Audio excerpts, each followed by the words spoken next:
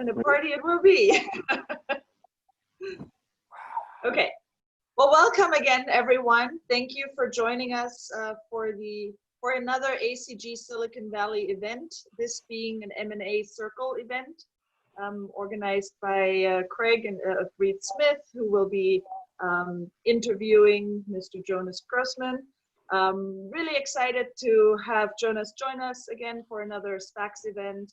And I'm looking forward to hearing some feedback from all of you in regards to this event and any other event that you would like to see ACGSV put on or that you've attended. And without further ado, I would hand it over to Craig and enjoy. Well, great. Thank you, Yvonne, and thank you for all for attending 2020, the year of the SPAC revolution. We also want to introduce Jonas Grossman, the president of Chardon. While at Chardon, Jonas and his team have underwritten or acted as an M&A advisor for more than 80 special purpose acquisition corporations or SPACs. So thank you, Jonas, for participating in our event. Great. Thanks, Greg. Wonderful to be here and nice to be involved with another ACG event and good to see you. Well, thank you. So just a couple of notes on this year in SPACs. We have already had 112 SPAC IPOs as of September 25th. This is more than the two prior years combined, which were 59 and 46. And SPACs have raised over $42.73 billion in 2020, which is versus $13.6 billion last year. And I think it's more than the 5 prior years combined. So the SPAC market is obviously very robust.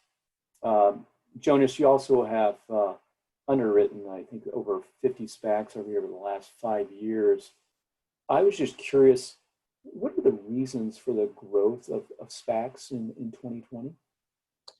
Yeah, so, good question. I think the growth of SPACs have been occurring for about the last 4 or 5 years, and they kind of burst onto the scene post-COVID from a sort of a greater market awareness perspective. But SPACs had slowly been becoming a meaningful part of the IPO market. If you put things in perspective, the last 3 years or so, SPACs have been around 20 to 23% of the IPO market, so still a healthy participant. I think what's really occurred is that there have been, over the last number of years, a number of very high-profile deals that went, de-SPACed, so the back end of a SPAC, and have been very successful, and it's really generated additional market awareness from institutional investors. And so it was naturally growing at a steady clip. And then I think this year with COVID and all the challenges that created in the volatility in the market, the sort of the attributes of a SPAC came more into light from many different stakeholders. And so what you saw was just a surge in sort of IPO SPAC activity and a continued successful de-SPAC environment as well. And that's really led to many sponsors that have previously looked at SPACs, understood it a little bit, really seeing this as an opportunity to be involved. And these range anywhere from venture and private equity growth funds to more classic hedge funds and PE to, executives that have seen this as an interesting opportunity to be sitting on, capital in a public markets platform when you look at the landscape in sort of the mid to latter part of 2020. Yeah, that's a couple of the things I've seen here recently and that you see some of the recent news here on this slide deck that, Gores Holdings just announced the largest SPAC merger on record of $16.1 billion. And we're seeing a lot of venture funds as well as PE funds now getting into the SPAC market. And one of the areas that's kind of interesting is the electric vehicle space. Now there's been numerous EV SPACs here recently of companies that have been acquired, Nikola, Fisker, ChargePoint, even some LiDAR companies too as well. So I was just curious, Jonas, are there other things that you're seeing this year that are kind of different about SPACs in prior years? So I think it's matching the sort of the companies that are merging with SPACs have really run the gamut this year. But I think what's interesting to me is that the venture is being a little bit disrupted. So typically many of these companies, especially the high growth sort of tech companies, stay private for longer.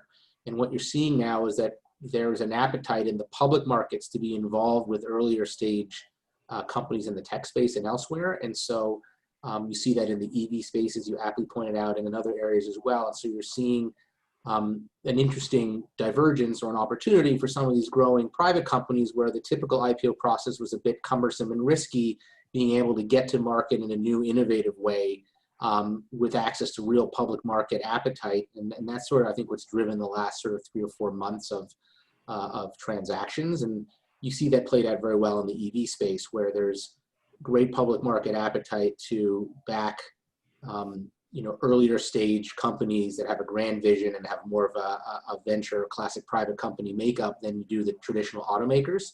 And so there's been half a dozen transactions that have been very successful, and others in the works as well. And so I think that's but one example. Another example is an area that we're close with at Chardon is also seeing this emerge in the biotech space as well. Biotech has actually had a record IPO year as well. But I think with COVID, with a new emphasis on how important healthcare could be to the economy and to the United States generally, and sort of taking the drug pricing discussion off the table, you're now seeing a lot of capital look to make bets within that space. And that's playing itself out not only in the IPO window, where it's been close to 60 IPOs this year so far, but also in the SPAC IPO windows, where you've seen now 12 biotech-focused SPACs go public this year, and another 2 have filed. So this is from a space where there was only 3, I think, historically ever. So it's really taking off as well. Yeah, so everyone knows, Jonas, you've been involved, I guess you've self-sponsored 2 healthcare SPACs as well. I thought we might step back for a moment just so everyone kind of knows exactly what a SPAC is. And it is a special purpose acquisition corp. It's a non-operating company that's formed for the sole purpose of really affecting an acquisition of another business. And generally the SPAC or the company has 24 months from the IPO to complete the business combination or acquisition. And if it doesn't do so, it must return the funds in the trust account. And that's where the IPO proceeds go to if it doesn't consummate that transaction within 24 months. Jonas, I was just curious, maybe if you could just kind of give a brief overview of SPACs and kind of the process and how maybe the compensation structure between the sponsor and the target company. Yeah, sure. So, from a high level, SPACs have been around in its sort of latest form since really 2003. So it's been a structure that's been modified, and some creativity has happened over the years. But as you pointed out, it's really these days very, very similar in most respects, where a management team sponsor has a thesis. They believe that they have access to deal flow and the ability to find a compelling target and deliver it to the shareholders at IPO. And this is what the IPO investors are betting on. They're betting on a management team to deliver something compelling and show it to them.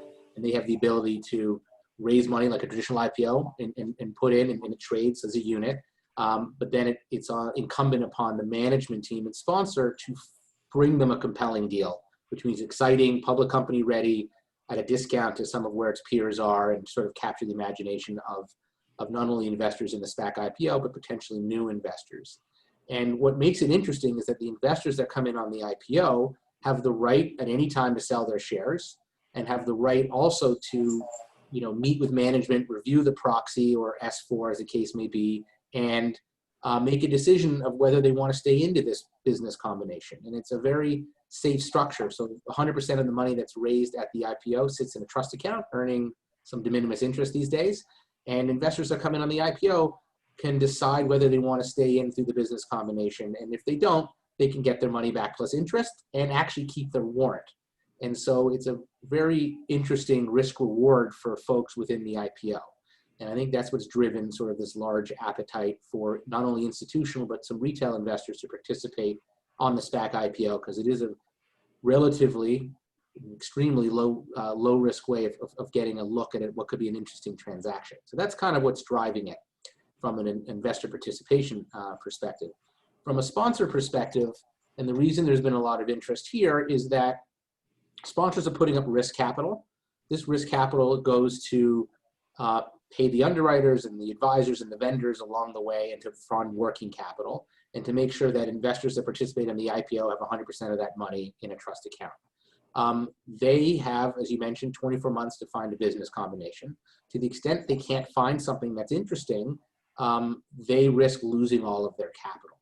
And in return for that, they get shares in the SPAC entity, which are not backed by trust, which would be worthless if they don't come through with a business transaction. So they're really putting up risk capital, often in the around 4 to 5% of what's raised, sometimes 3% on a larger transaction, betting on themselves to find something. So the sponsor manager is putting up risk capital, stands to make a good return if they can come up with something interesting, but it's taking a lot of risk. You have the IPO investors that are really betting on the team to find something interesting quickly, and they have a lower risk profile just simply because their money is backed by trust. And so that is the sort of the dynamic that occurs at IPO. Right. What are, for a sponsor, you know, or the founders of the SPAC, what are the primary advantages to them, why they want to do a SPAC versus a different structure, acquisition structure? I mean, it depends, depending on the sponsor, but you know, one thing is constant. If they do deliver something compelling, they stand to make something on the order of 10 times their money. So there is an economic incentive to look at a SPAC as a means of monetizing their access to companies and deals, and betting on themselves to deliver something, or herself to deliver something. And so that at the end is what attracts sponsors. Many of the typical sponsors and managers have been private equity, and they have access to a lot of deal flow. They have due diligence capabilities. They have relationships with investment banks and lawyers and the like. And so they're a natural sponsor for these sort. You've seen some very successful deals from, you know, as it says nicely on your slide, from Gore's Group and Fortress and in Carlisle and TPG, and others have been serial sponsors of SPACs. You're also seeing, you know, these days some more investment banks get involved from their own sort of balance sheet, so to speak. Chardon has done this multiple times. You've seen others such as Cantor and Goldman and Jefferies also start participating on that. And then you've seen more venture groups, especially in biotech and sort of technology, sort of growth equity players saying, look, the SPAC might be disintermediating my sort of last stage of financing before IPO. I'm already being an important element of the go public you know, pathway for many of these companies. Why don't I get involved at a SPAC and a little bit more control of this situation and be more meaningful in how they actually go public? And so you're seeing, you know, some folks do that as well, you know, in the fintech space and really across different industries.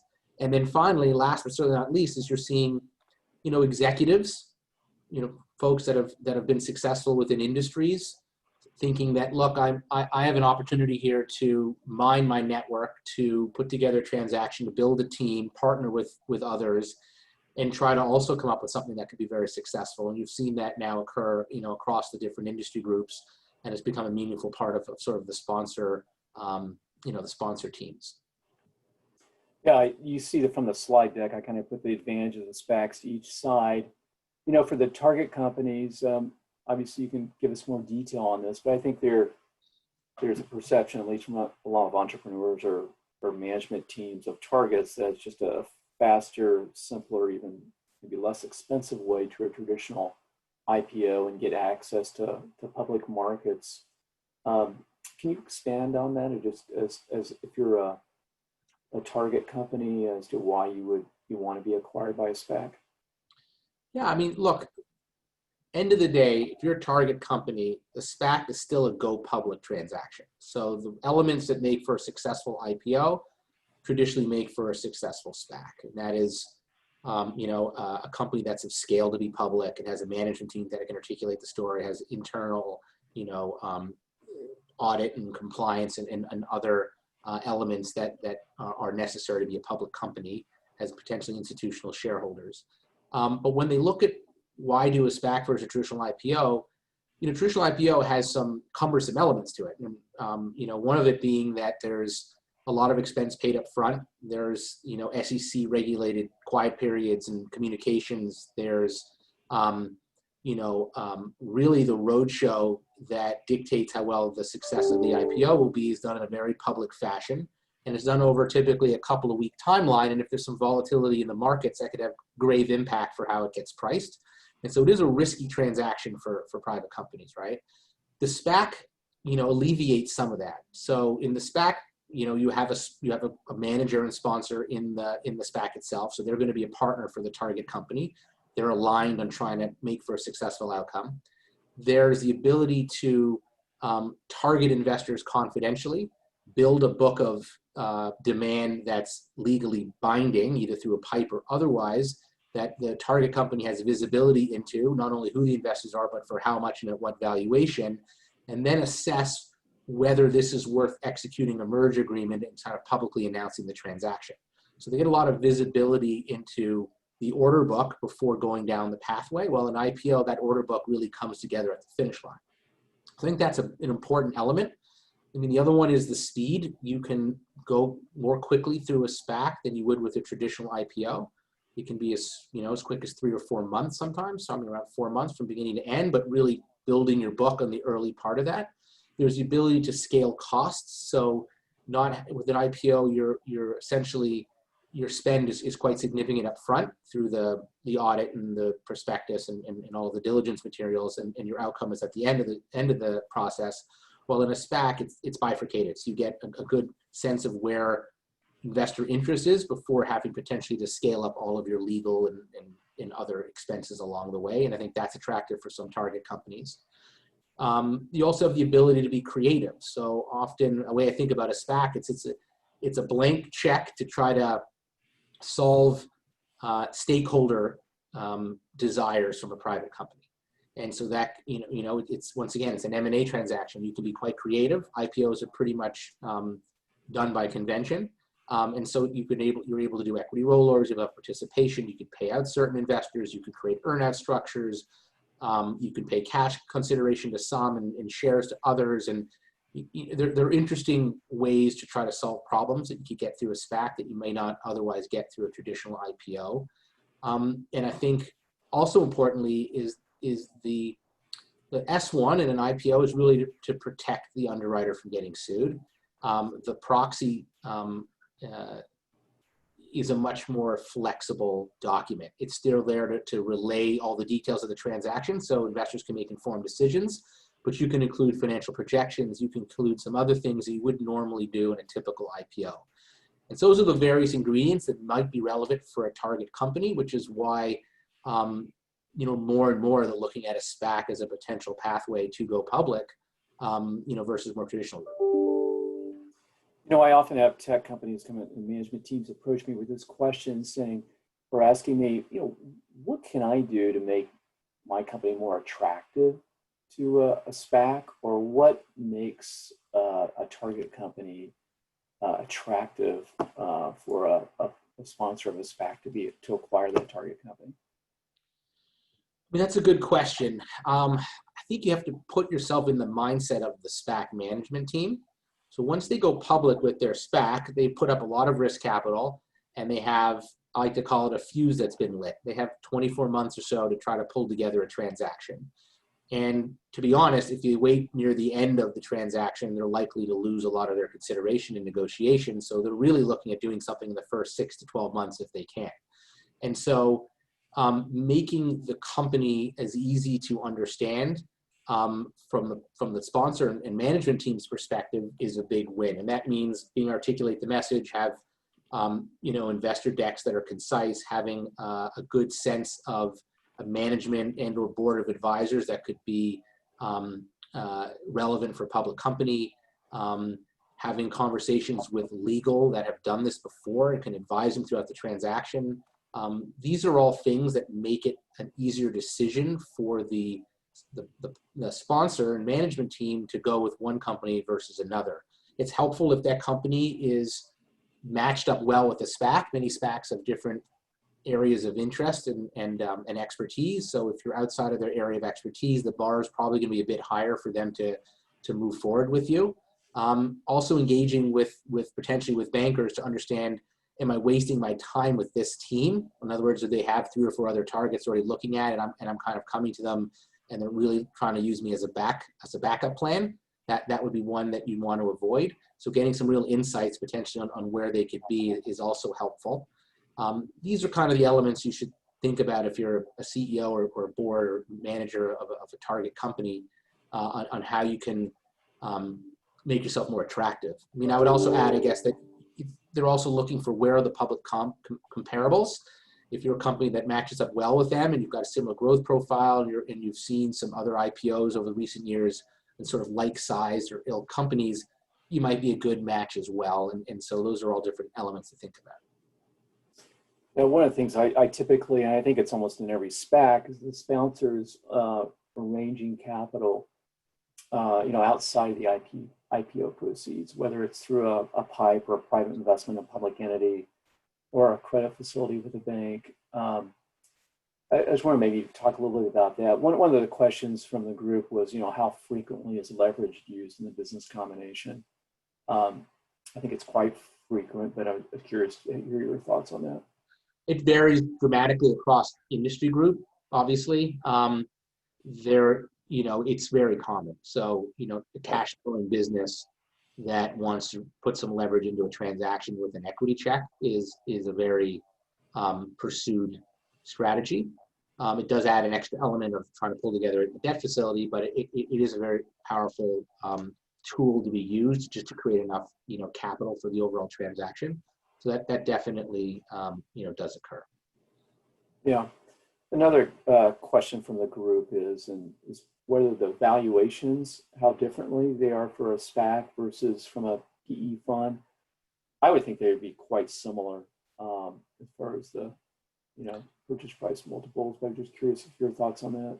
It really depends on the industry as well. I mean, you're basing it off of what makes SPACs interesting is you're basing the transaction off public comps. So you're doing the math that you would normally get in an IPO. What you have to overcome is the dilution from the sponsor team, right? And so sizing the SPAC right makes a difference. Maybe catching it where you were thinking about doing a growth equity round right before you went public or mezzanine round or something like that, and kind of merging the two into one transaction obviously makes it very interesting.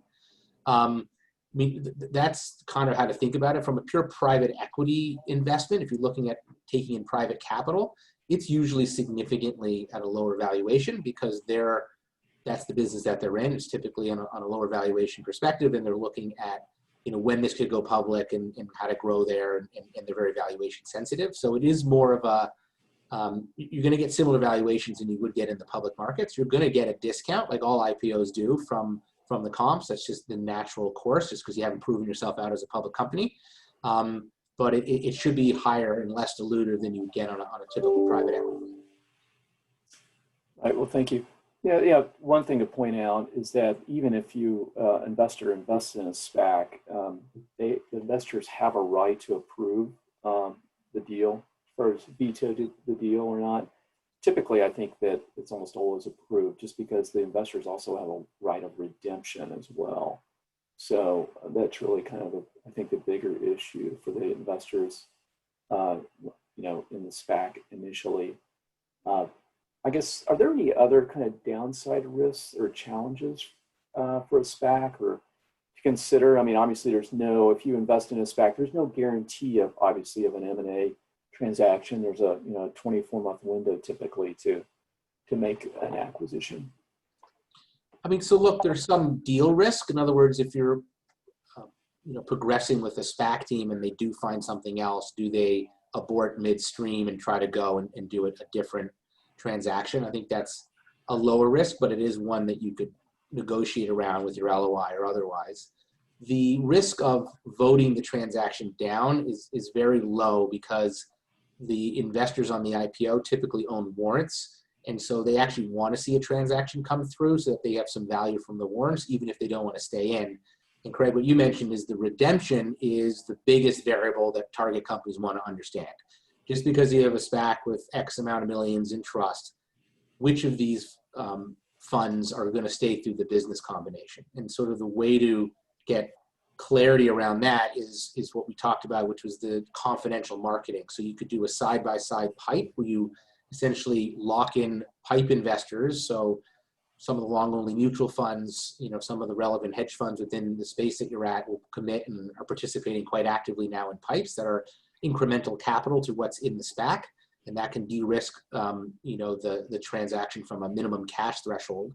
And then the other one is just doing some over-the-wall and confidential marketing to some of the existing investors within the SPAC to get a sense of, are they supportive of this transaction or are they not supportive of this transaction? So there's usually an exercise in some sort of a pipe transaction, getting folks to commit either through a pipe, a backstop arrangement, and going to existing shareholders and having them sign what's called non-redemption agreements where they agree not to redeem.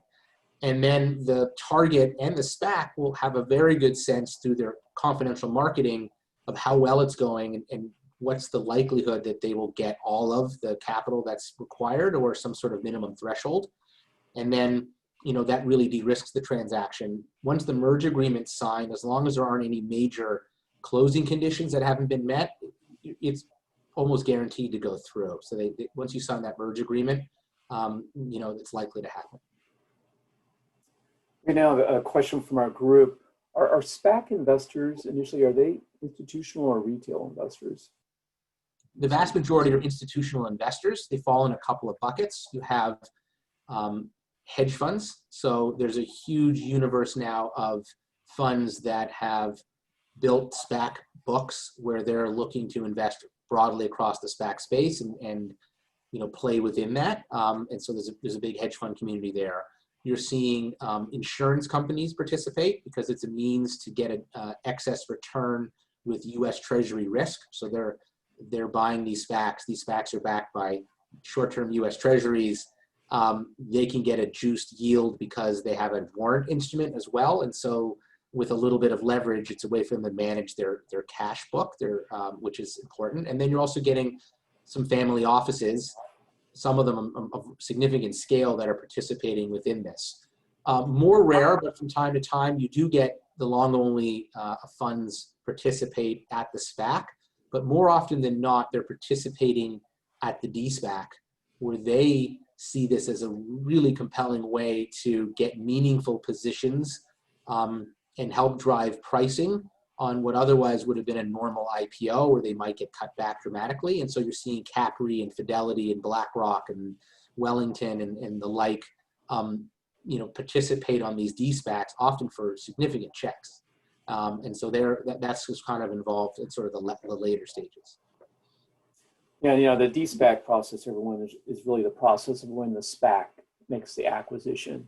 Correct. They call that the de-SPAC process. I guess you just touched on this, but another question was from the group was, once the IPO occurs of the SPAC, do the shares, are there any trends of how the shares trade in that interim period before the acquisition happens? I'm sure, I think, like Nicola, there was some issues too, where there was some fluctuations, I think, in price. But are there any kind of general trends you can say about what happens in the pricing during the interim of the shares prior to the acquisition?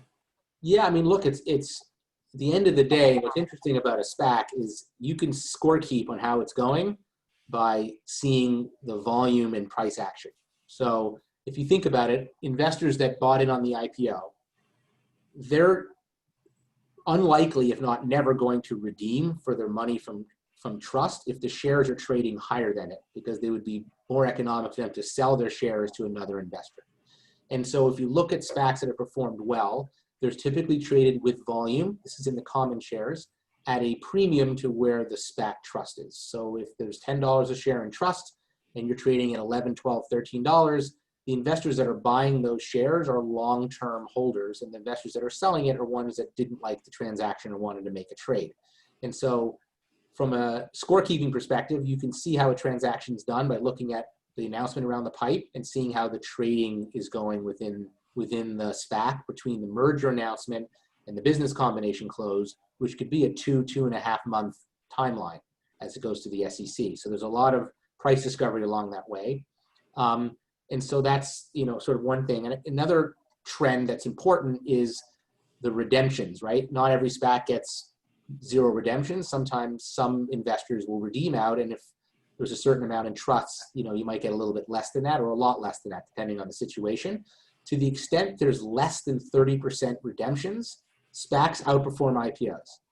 To the extent, and not unsurprisingly, there's a lot of redemptions, they're underperforming IPOs.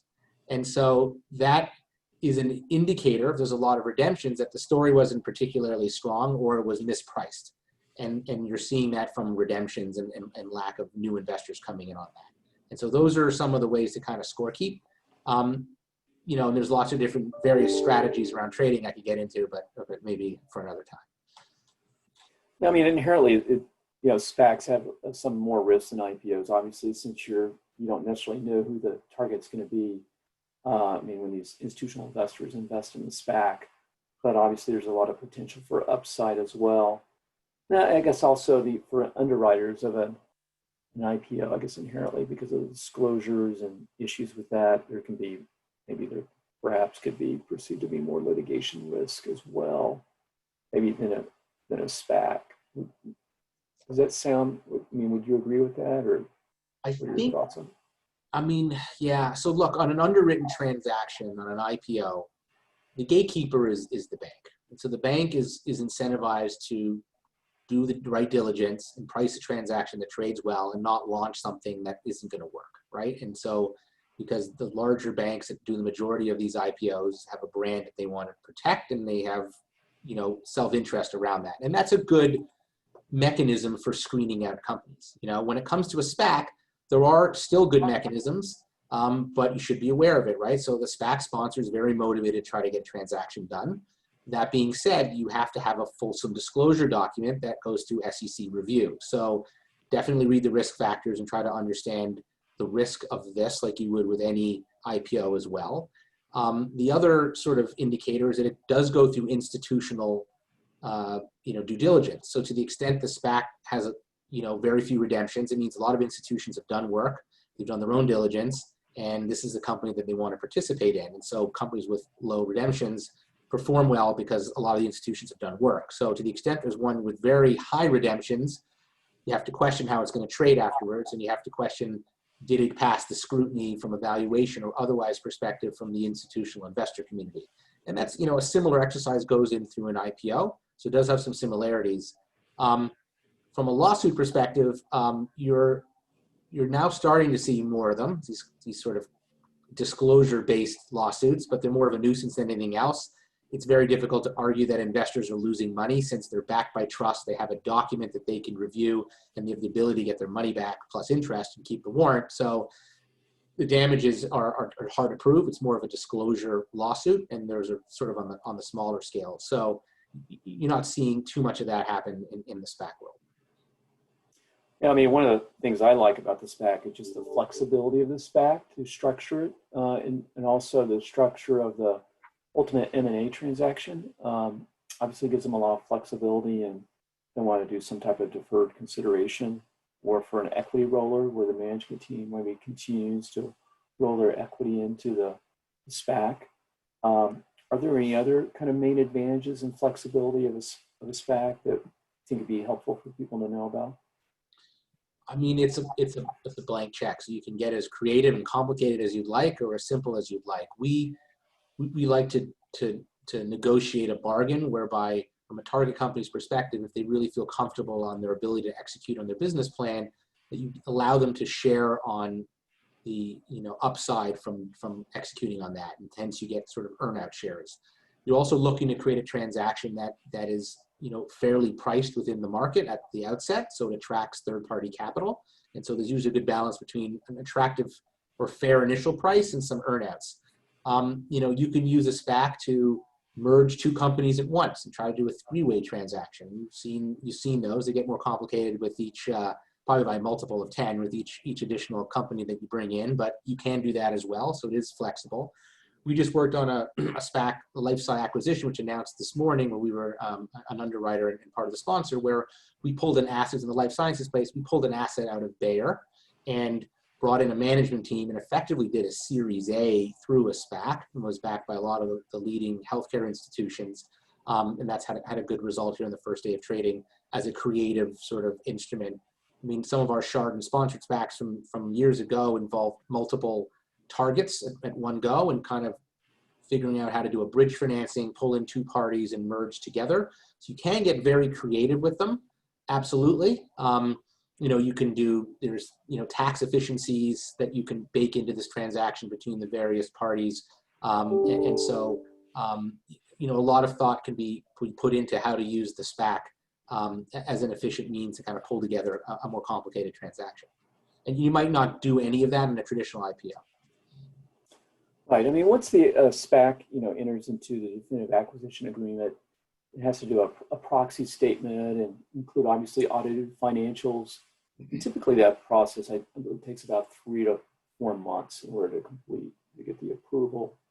Are there, I'm curious if you've seen any other kind of other requirements or any other unusual things you've seen during the proxy process, occur as far as risks that maybe a target company should be aware of? So we have the luxury of looking back 15 years, where back in the early days, pre-financial crisis, you were really looking at 8 or 9 months with the SEC. The SEC's really streamlined this and been very, constructive as far as timelines. The biggest elements to this is really, first off, negotiating the transaction, making sure there's sufficient capital and documenting that either through a pipe or through different agreements. The other one is really the merge agreement, which lays out the key elements of the transaction. And then it's the audit as a key driver of timeline. That's often one that is the last piece to come in. You can avail yourself of emerging growth requirements if you're a smaller company, which can make things a little bit easier, but you're typically looking at a 2-year plus a stub audit. To the extent the company has got great books, that could be no problem. To the extent it's still a private company that hasn't really thought about that, might take a little bit longer, and that can often be a lead time item. But when you think about that 4 months, Craig, I think that's an accurate number. The first sort of 6 to 8 weeks is really pulling together your book, maybe call it 4 to 6 weeks, pulling together the book, the key investors.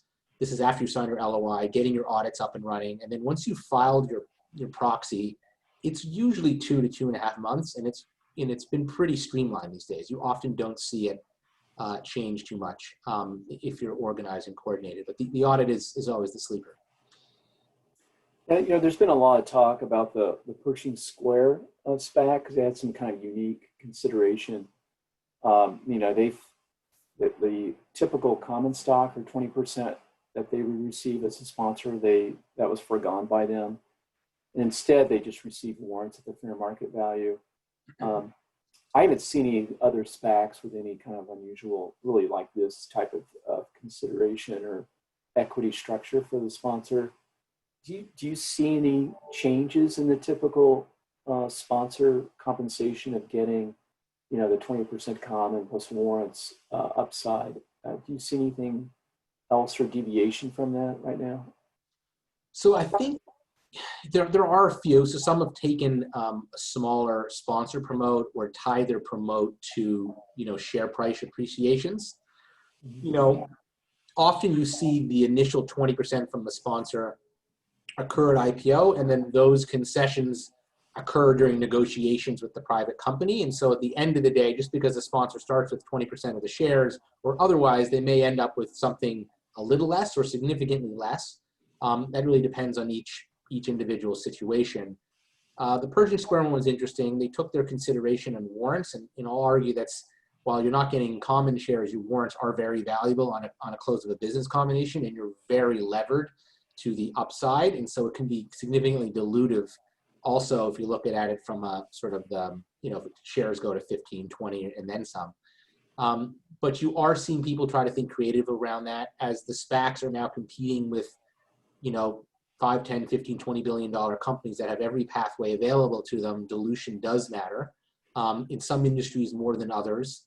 And some teams are thinking about trying to tackle that up front. Other teams are thinking about tackling it on the negotiations with the target, because at the end of the day, what you end up with isn't necessarily what you start with from a sponsor perspective, and that's part of the risks they take on when they put up the risk capital. But those are some of the elements you're seeing. So how to think about warrants, how to maybe sequence out or earn out the sponsor shares upon hitting certain share milestones. Those are some of the ideas that have been forming in some of the SPACs these days.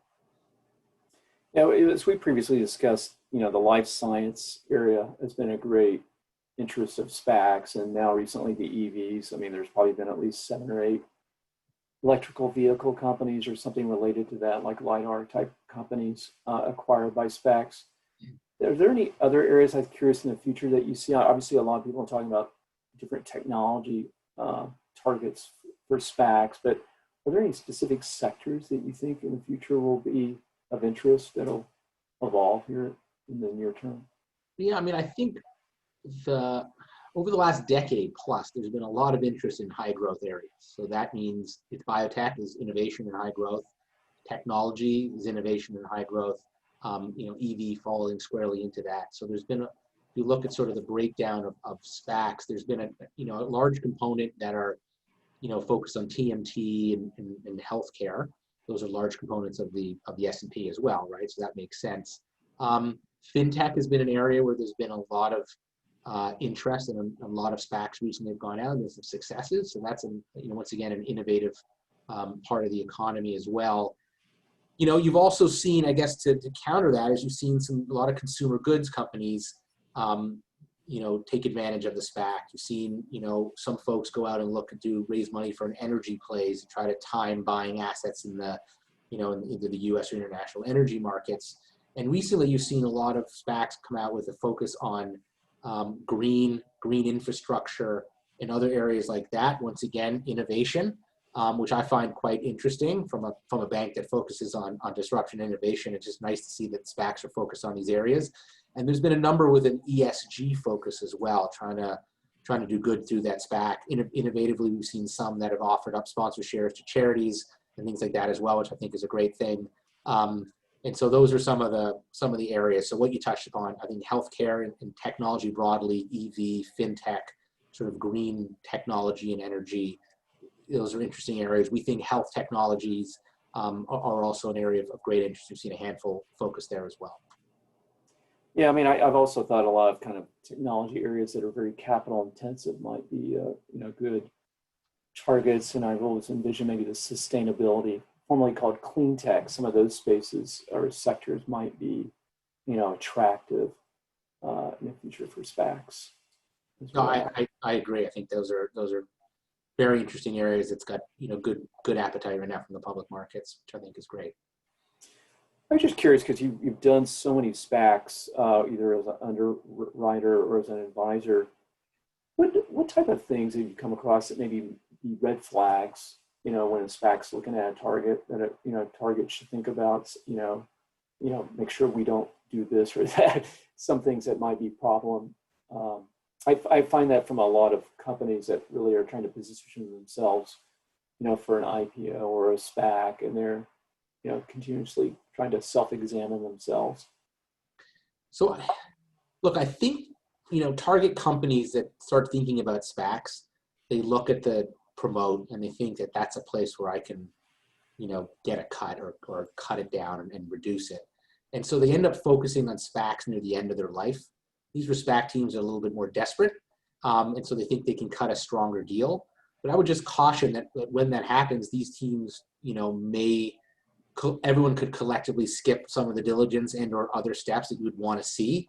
And so I would caution, whether you're investing in it or you're looking to merge with one sort of later in life, just be cognizant that if the team is too desperate to find something, it may lead to a bad outcome for everyone.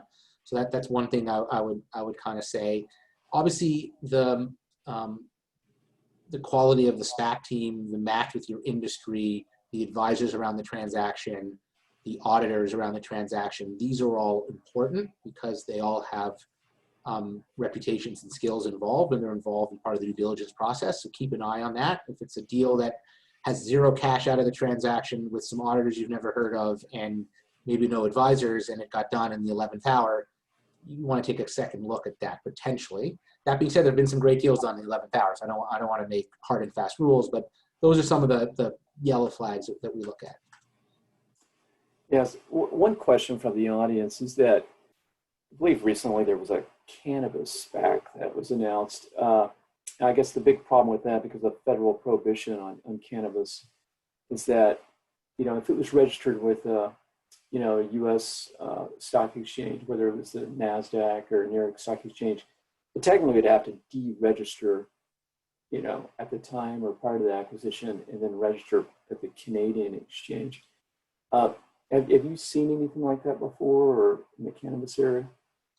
So the cannabis area, and my partner George knows it quite well, is an interesting one, right? So there's innovation, and there's appetite. I think there were a number of SPACs that actually went public up in Canada because they had the same issues or didn't have the same issues you just had as far as the exchanges. Some of the ones that are focused here in the U.S. have it that they're finding assets that are outside of the U.S. So if they don't trip afoul of any U.S. regulatory, FDA or otherwise, that those would be appropriate. And so that's been where some of the, I think, focus has been started from the assets, or you're looking at stuff that's tangential to cannabis. It's not touching the plant. It's in other areas, maybe technologies around it or otherwise that could take advantage of this growing industry, but not be run afoul of regulatory. I think it's still a work in progress. And you do need to be careful, and the SPAC teams themselves need to be careful that they're not putting themselves in a difficult spot with the wrong merger partner that's just going to cause issues from an exchange or other agency basis.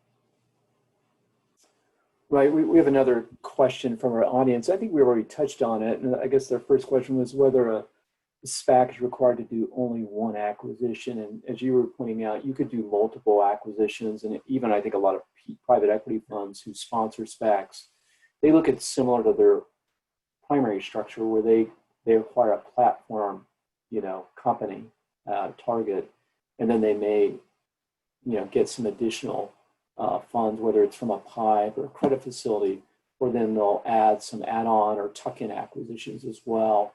So there's no prohibitions on doing more than one. As you were saying, you've seen where they'll do two acquisitions even at the inception.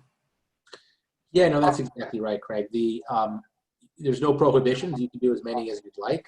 That being said, each one involves a negotiation with executives, an audit, a pro forma audit. To the extent you loop in 3 or 4 or 5 different personalities, different expectations, the merger agreement becomes much more difficult. The audit becomes much more difficult. The sequencing and timing becomes much more difficult. It can be done. We often advise clients to do exactly what you mentioned, which is try to find the largest, most interesting target, merge that into the SPAC, and then immediately kind of prosecute a series of roll-up M&A, deals. Yeah, so I'm just curious too if you've seen this. Most of the SPACs will have a management team, and usually they'll have experience in some sector, and they try to use that, for the retail or for the institutional investors to attract that funds. They'll be in some sector, whether it's life science or whatever. Have you seen SPACs where they'll, pivot and they'll change, for whatever reason they come across an opportunity that's maybe outside of what they originally planned? Or I'm just curious if you've seen that before, and, what are the consequences or challenges in that regard? Happens all the time, right? And so, there was Diamond Peak was a real estate focused SPAC and merged with an EV company, Lordstown. So you do see that quite a bit. At the end of the day, the SPAC is a platform to go public and is a structure to raise capital. And if a team sees something that's outside of their initial stated goal or thesis, it doesn't preclude them from doing something. So you do see that actually quite a bit. I would say maybe almost half the time. So it does happen a reasonable amount. But, like to do a biotech into a non-biotech one, there's a certain skill set to really understand biotech. So at the end of the day, is the SPAC going to get comfortable with the company that they're merging with? That's part of the calculus. So it does happens quite a bit, but I think generally teams want to do something in the sector that they've set out to do. Sometimes other opportunities arise and they go for it. And if I remember correctly, state this correctly, I think generally, SPACs aren't supposed to have identified the target before they've, raised the funds. I guess under the each listing arrangements kind of rules, they so there's that prohibition really to contact the potential target beforehand. But it seems to me that, before the actual sponsors, they've already kind of often have a short list of target companies they've already are considering and analyzed, so that they know they can execute something quickly and they have viable targets. Is that generally correct? Yeah, absolutely. So we spend a lot of time with the management teams and sponsors, making sure they're really thinking about their pipeline. Who are their targets? You're not having conversations with them, but you're having ideas of names of companies you'd like to approach, think it might be interesting, a sense of the size of these opportunities such that you can appropriately size your IPO for the SPAC. There's a lot of momentum behind larger deals. It's easier actually to raise money for them because it opens up more investors just prefer larger deals for liquidity reasons.